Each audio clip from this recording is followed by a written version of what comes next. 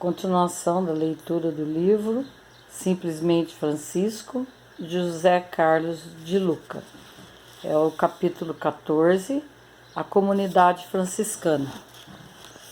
E depois que o Senhor me deu irmãos, ninguém me mostrou o que deveria fazer, mas o Altíssimo mesmo me revelou que eu deveria viver segundo a forma do Santo Evangelho. Francisco. O interesse das pessoas por Francisco crescia a cada dia. Sua espiritualidade não era teórica, suas palavras não eram da boca para fora.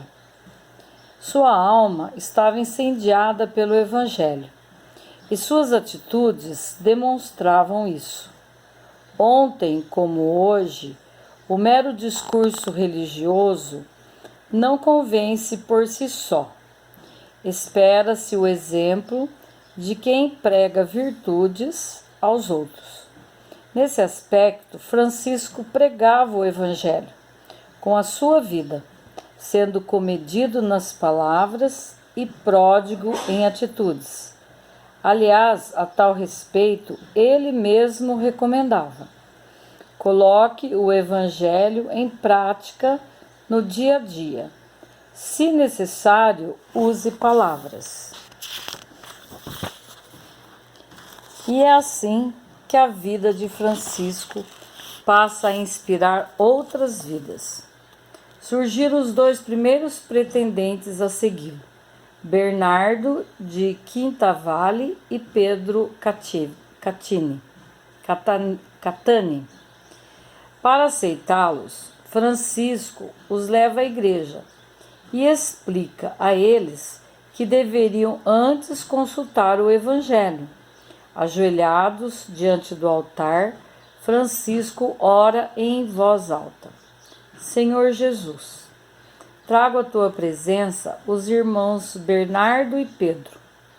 Eles querem seguir os teus passos. De minha parte, ficaria muito feliz em recebê-los, pois, além de servirem a teu Evangelho, eles também supririam as minhas grandes deficiências. Eu já não viveria tão solitariamente e teria amigos para carregar pedras, aliviar a dor humana e propagar a boa nova. Mas estamos curvados à tua vontade, pois a obra é tua e não minha, e o nosso desejo é servir-te, segundo os teus planos.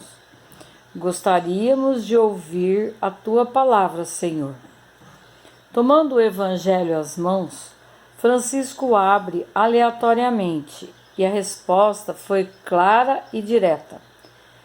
Jesus disse a seus discípulos: se alguém quiser vir comigo, renuncie a si mesmo, tome a sua cruz e siga-me. Assim nascia a comunidade franciscana. Rapidamente, muitos outros se integrando, e aquela nunca mais parou de crescer pelo mundo afora, constituindo-se hoje na maior ordem religiosa do mundo. Embora Francisco intuísse que o trabalho se espalharia para os mais distantes lugares e que mais irmãos viriam cooperar na obra, ele sempre temeu que, ao longo do tempo, o grupo se desviasse de suas raízes de simplicidade, pobreza e humildade. Emmanuel descreve alguns traços da comunidade nascente. Eles repeliam qualquer auxílio pecuniário para aceitar tão somente os alimentos mais pobres e mais grosseiros. E o característico que mais o destacava das outras comunidades religiosas era o seu alheamento dos mosteiros.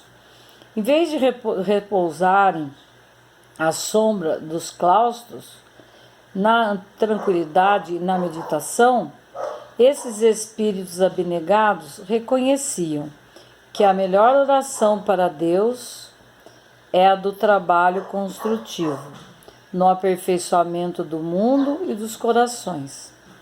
Francisco e seus irmãos se estabeleceram em cabanas erguidas nas proximidades da capela de Santa Maria dos Anjos. Sob as diretrizes do poverelo, os irmãos deveriam viver como uma família, tratando uns aos outros como irmãos. Que ninguém fosse dormir zangado com seu irmão, que conversassem e se perdoassem mutuamente, que vivessem alegres, porque não fazia sentido serem pregadores do reino de Deus com um semblante triste, que não recebessem dinheiro, apenas alimentos, que seriam compartilhados entre si e com os pobres, que não se preocupassem com o dia de amanhã. Guilherme Samora explica que os frades se dividiam nas tarefas segundo as suas aptidões. Aquele que cozinhasse melhor ficava na cozinha. Os que possuíssem aptidão para os trabalhos manuais se responsabilizavam pela construção de mosteiros e pelas reformas das igrejas. Outros, por sua vez, ficavam na faxina, tratando de deixar em ordem o local onde o grupo estava vivendo naquele momento.